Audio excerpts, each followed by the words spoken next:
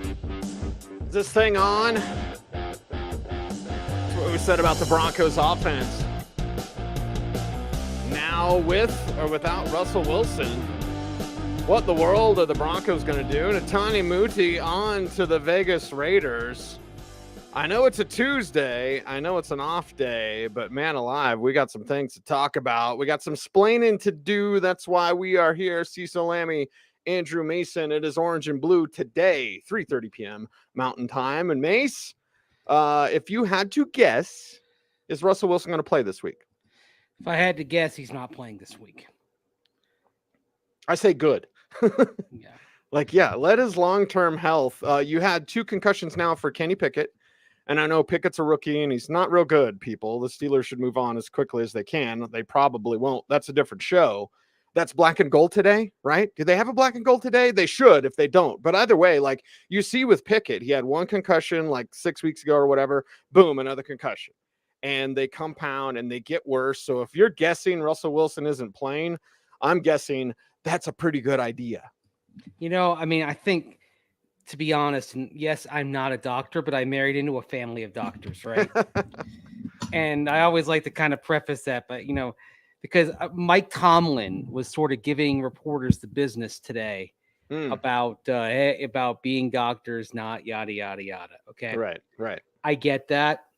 I get what he's saying, but I know enough from the family of doctors into which I married to be able to say that the NFL, while it has taken some very good steps here with the concussion protocol and having independent neurologists examine these players, at the same time, you talk to enough players and you realize that guys know how to get around that, right? Yes. And so if it were up to me, I'd say concussion minimum 2 weeks. You're out. Yep. You're out 2 weeks. I would create another injured reserve because right now injured reserve is 4 weeks. I would create a 2-week short term IR for a concussion. If you have it, boom, 2 games, you're done. Right. We'll see where you are after that. And so if it were up to me, and again, not every concussion is equal, but when you see the way his eyes kind of roll back in his head there. You see the welt on his forehead. All of these things scream he needs to take a little time off and before he gets back out there. I need some glasses, by the way, that don't have the reflection of the screen. Because that's all I can stare at right now. I'm sorry. There we go. All right. Yeah, there you go. I do need those glasses, but I digress. But yeah, if it's up to me, Russell Wilson isn't playing. And by the way, I would be looking for a better backup than Jarrett Guarantano, but that's where the Broncos are. I said it last week. I would have claimed Baker Mayfield just to see. No harm in that, right? Yeah. And now they might be facing Baker Mayfield in 12 days. And as Tom notes, 7-day concussion IL in Major League Baseball. Yeah, you have a concussion, you're out for a week. And so maybe I'm going too far by saying 2 weeks, but certainly at least it should be at least a week. Like you're just not playing. Like that's it. You figure something else. Your team figures something else out for the next game. Never ask the player. Never ask them, I'm good. I'll be good. Like never ask the player. They're always going to say they'll be good. Yeah. So some of this is about saving the player from oneself, right? That's what this is here. It has to come down to medicine. And look, even if you give Russell Wilson a week or 2 off, we're still facing a crisis and a pretty bad situation if he goes out there, gets another concussion. So you have to think long-term. And we learn more and more about the long-term impacts of concussions, especially multiple ones on health. We learn more and more about that with every passing year, it seems. Right. So be careful, be prudent. Think about Russell Wilson, the person, and Russell Wilson's long-term health before you think about a game involving a couple of teams with losing records here. And even if the teams were 10-3 and 9-4, I'd say the same thing. Doesn't really matter. Right. It's all about the health. Yeah, it's all about the long-term health of Russell Wilson and also the long-term health of the Broncos. By the way, the pro tip on the glasses, two sources of light. I don't have two sources. I got my other source behind me because I'm backlit. Also very important for video vlogging, podcasting. I don't know. Mm-hmm. I don't know what this is, but like whatever it is, two sources of light. Or those expensive lenses I used to have that don't pick up the glare. I They lost those do. in the ocean. I got mad because I'm like, Yeah. "Dang it, my expensive glasses, I'm in the ocean because I used to not be able to see. Like, Mm-hmm. and then a wave came and like knocked me over, and I lost my glasses forever and ever. Yeah, I mean these are not expensive. I've actually got a prescription to get some new ones, Okay. and I'm looking at the ones that don't have the glare Right. reflected because Right. my eyes are reaching it. There are reaching a point in my life where, um, I need the glasses. I'm nearsighted, so I need the glasses for long term vision. But now reading, seeing screens, I need the bifocals, for short range vision and seeing a screen, all that. So, Right. oh man, Oh we're yeah, you get getting old. older, right? You get older. I remember my eye doctor said your eyes are shaped like footballs because I have severe astigmatism. I was like, thank you. Wait, that's Nate asked, what's the point of playing Rust? The season's over. It's hard to argue that honestly. Yeah, look, I mean, this is it's about health concerns, no doubt. Those are the biggest that's the biggest thing here. But yeah, I mean, first of all, there's something that I think that has been not said but speculated about, and it's that Nathaniel Hackett's trying to save his job. He'd want to play Russ. Uh, I've said it before. I'll say it again. I don't think Nathaniel Hackett is operating in those terms. I think he's thinking about Russell Wilson first. Right. I do not think that he's going to try to nudge a quarterback back or anybody back onto the field before they are ready for the sake of potentially helping his chances of saving his job. That's something I don't. I think we know about Nathaniel Hackett enough to know that he does put the health of his players first. If anything, the Broncos are overly cautious in terms of Yes. bringing players back from injuries, and that's a good thing. It's a good thing on a human level. So, yeah, so there's not that, but yes, you are 3-10, and I would say this for not just Russell Wilson, but this is for any player. If there is a risk of exacerbating the injury and making and creating a worse situation going into the offseason, I would not play that player the rest of the way. Right. Now, it's different things for different guys because there are some, like I'll take, for example, Randy Gregory. He had a knee scope, and he's missed now 2.5 months, basically. He is pretty close to ready to go here. It's not like it's going to make it much better for him to wait another month and wait Right. out the rest of the season.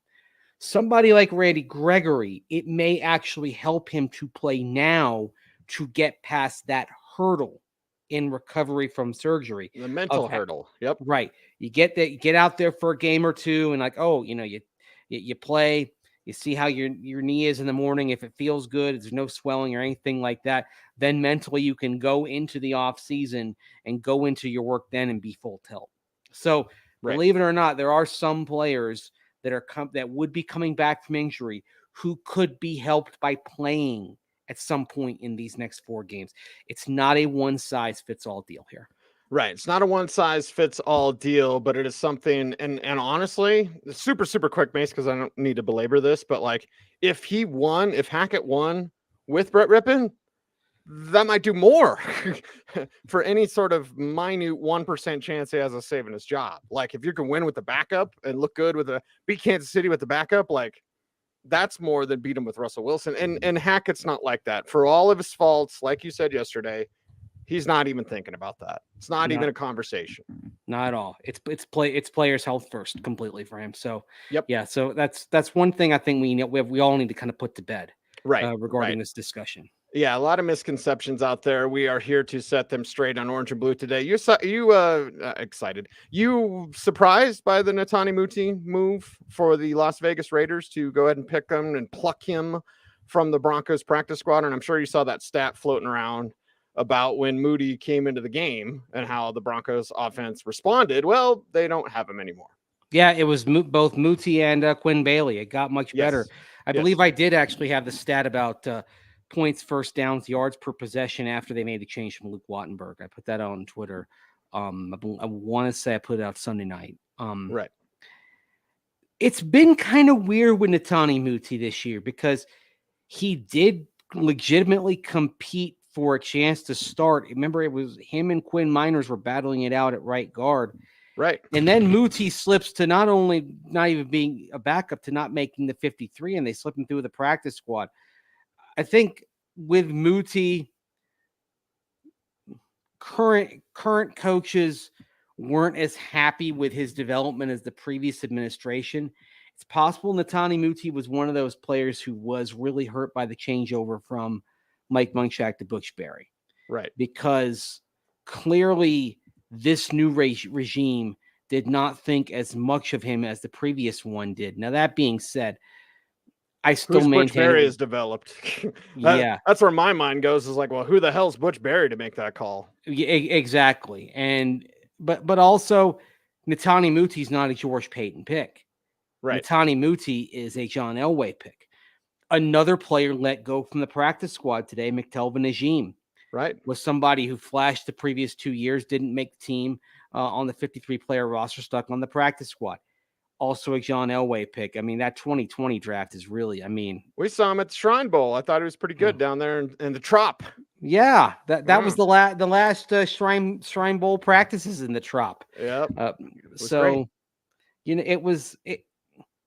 I think there are bigger things going on. That being said, I don't know if you've done your rewatch of the film. I have. I thought Muti, I would have been moving him up to the 53 and giving him a few more reps here down the stretch. I was impressed by his play. I was impressed by his play on Sunday and how much of a stabilizing force he was. And you know what? He still has that same power, that same drive off the snap that he's always had. Right. You were playing the long game with Muti anyway. But now you're ending that long game. I'm disappointed in this move, to be honest with you. How do you feel? Yeah, it's a curious. I think that's the number one way that I would describe it. Like, this is a curious move. This isn't a move that makes football sense. And Netani Muti had put together a good film. And also, we have to remember, there was a time, very brief, he pushed Dalton Reisner for the starting left guard job.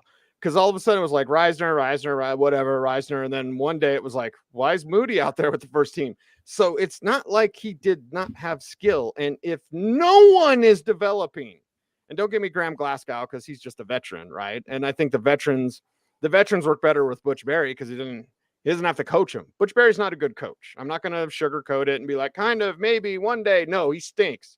He's a terrible offensive line coach.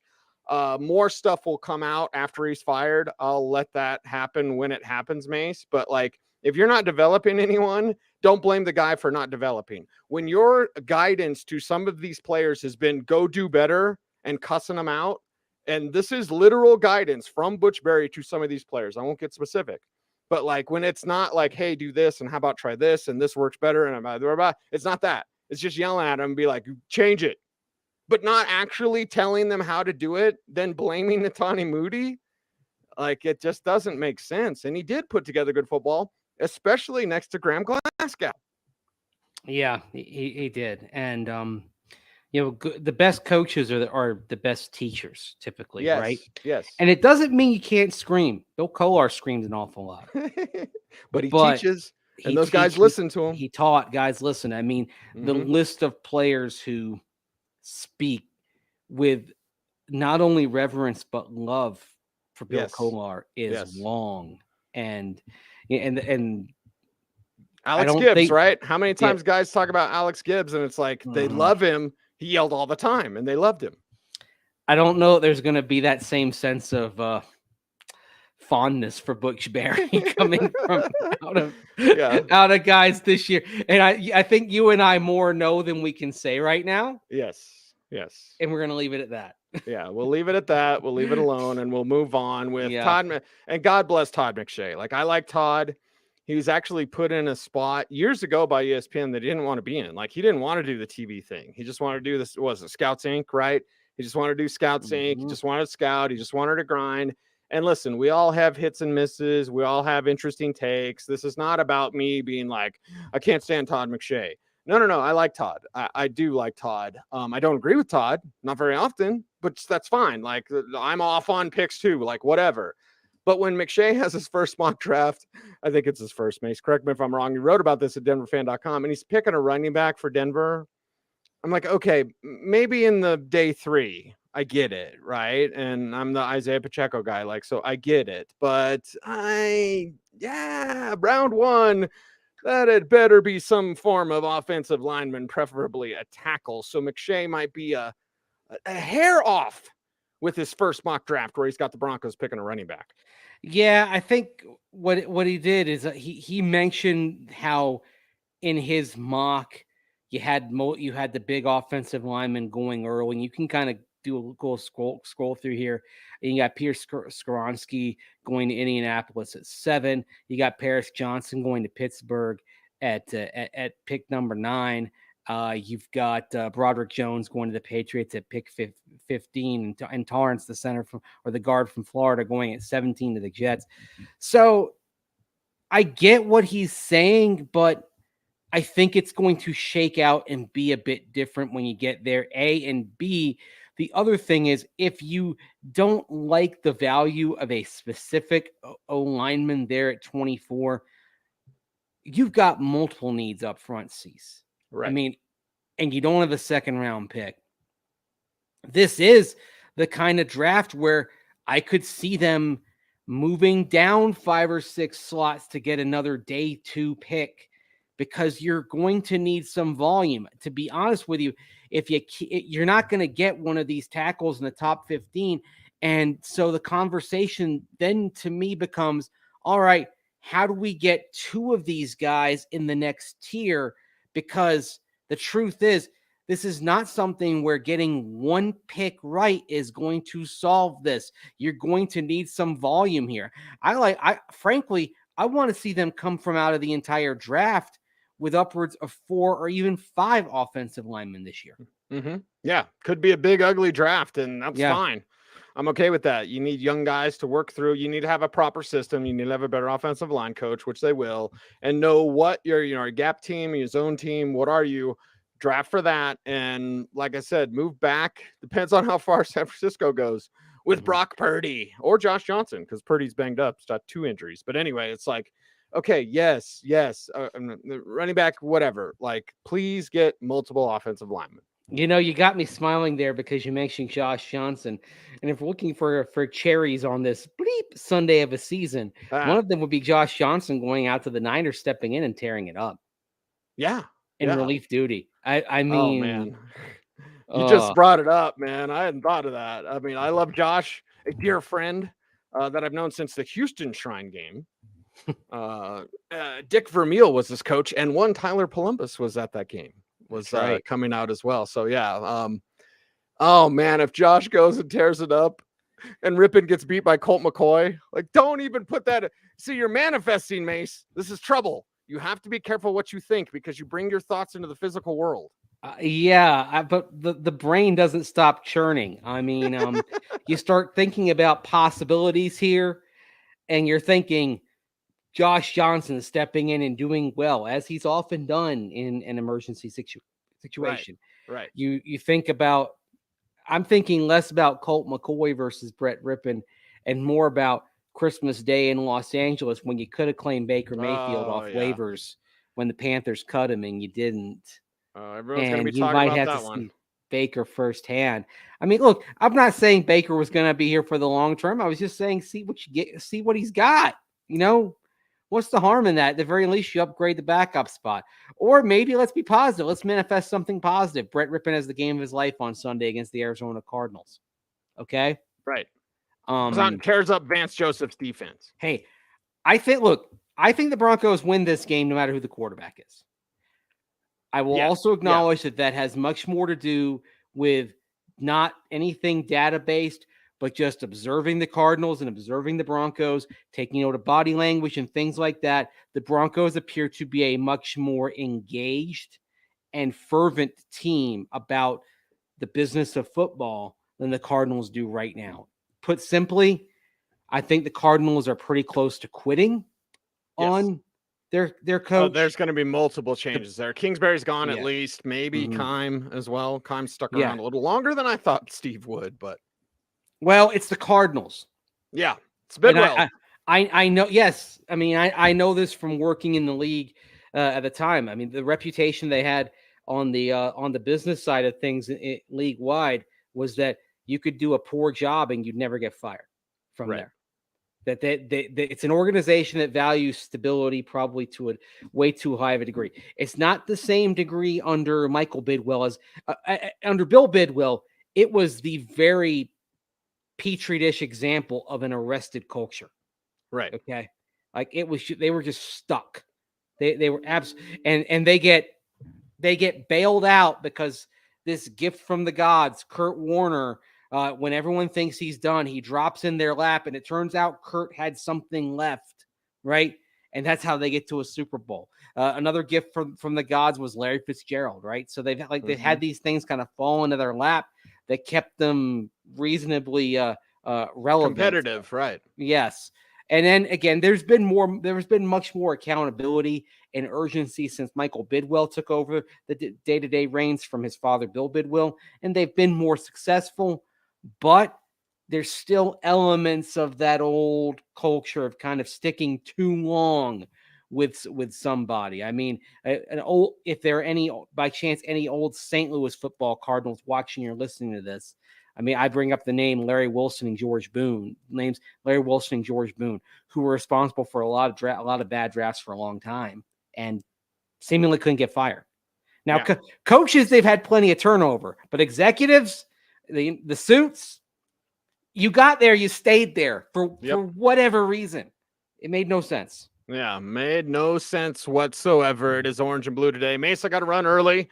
Okay. My daughter has a new job, so I have to make sure. The old job, I'd be like, I get her there like 4:05. New job, got to get there at 4. Anyway, 3:30 p.m. Mountain Time, everyone. Appreciate you all for watching. He's Andrew Mason. Follow him on Twitter at Mace Denver. I'm at Cecil Lammey saying, be safe, be kind, know that you are appreciated. Stay tuned.